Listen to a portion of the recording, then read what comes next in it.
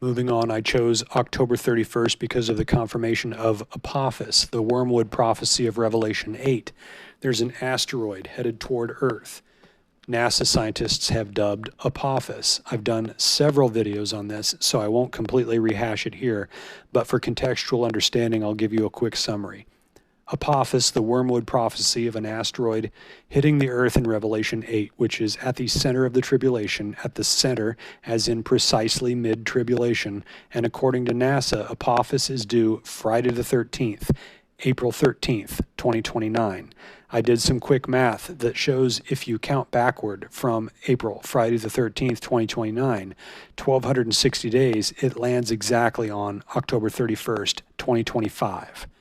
Following that same logic of counting one half of the tribulation backward to find the day the flood should begin, I realized I could use Apophis as my anchor date and count forward 1,260 days, and it landed on Day of Atonement, September 24th, 2032. And when you add the complete 1,335 days, which is 1,260 plus 30 for 1,290, then plus another 45, it lands on the first day of Hanukkah, December 8th, 2032.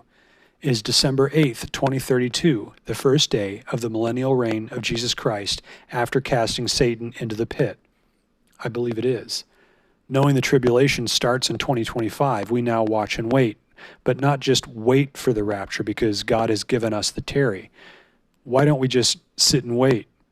If you read the Bible, you'll know it's so those of us currently blessed to have been called to worship him can warn and push as many as we can into the ramp or onto the ramp of the ark and inside the door before the door closes and the age of grace ends. During the entire 7-year tribulation, the bride stands before the bridegroom. I wanted to remain focused on the countdown to the rapture and the tarry window, but because of Satan's deceptive intersectionalism of injected confusion surrounding beliefs, there's been a lot of questions regarding the order of events that takes place during the first half of the tribulation of the unrepentant church, during which the Trib saints will have to be martyred for Christ, beheaded to be clear. I have heard some say that the seals all fire off simultaneously. That's certainly possible, but it's not scriptural. And the seals are a continually, progressively worsening series of judgments to wake up the sleeping church, the Gentile tribulation saints.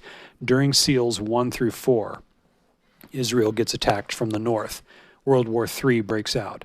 Global famine ensues of both food and water and basic necessities, but more importantly, a famine of God's word as Bibles are burned and digital Bibles are corrupted. The false prophet rises, which is the second beast who deceives many into worshiping the first beast. Then, during seals 5 and 6, the tribulation saints are the martyrs under the altar asking Jesus, how long will it be until we are avenged? Between seals 6 and 7, the 144,000 get sealed.